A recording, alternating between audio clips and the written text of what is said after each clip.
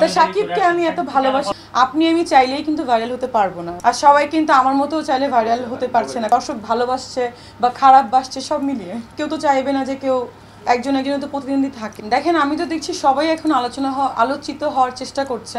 আমার ওই ভাইরাল হওয়ার পর থেকে এখন দেখছি অনেকেই নেগেটিভ কমেন্ট করছে, আগে যেটা করতো না।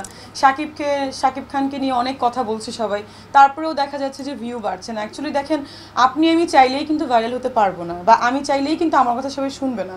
এটা আসলে অনেকটা যেমন শাকিব খানও যেমন 25 বছর রাজত্ব করে যাচ্ছে, তার কথা শুনছে, তাকে দেখছে, এরকম ভাইরাল হওয়াটাও কিন্তু আপনি চাইলে হয় না। সবাই কিন্তু জায়েদ খানের মতো ভাইরাল হতে পারছে না, সবাই কিন্তু শাকিব ভাইয়ের মতো এত 25 বছর মানে ক্যারিয়ার করতে পারছে না, আর সবাই কিন্তু আমার মতো চাইলে ভাইরাল হতে পারছে না কথা বলে। তো আমি দেখা যাচ্ছে একটা ড্রেসের কথা বললেও দেখা যাচ্ছে অনেক মিলিয়ন ভিউ হচ্ছে। তো এটা আসলে ডিপেন্ডস অন লাক, বা দর্শক ভালোবাসছে বা খারাপ বাসছে সব মিলিয়ে না। আমি কিন্তু আরেকটা কথা, যে আমি কিন্তু অপু দিদি বা বুবলি আপু কাউকে নিয়ে খারাপ কিছু বলিনি। শাকিব খান ইস্যুস নিয়ে যখন প্রশ্ন করা হয়েছে তখনই কিন্তু অনেক কথা আমি বলেছি, কিন্তু ওটা কিন্তু নেগেটিভভাবে বলিনি, পজিটিভভাবে বলেছি। বাট ওটাকে নেগেটিভ করেছে কারণ স্বাভাবিক, কেউ তো চাইবে না যে কেউ একজন একজনের তো প্রতিদ্বন্দ্বী থাকে লাইক দিস। তো শাকিবকে আমি এত ভালোবাসি, পছন্দ করি, তো শাকিবকে তো ফলো করবো।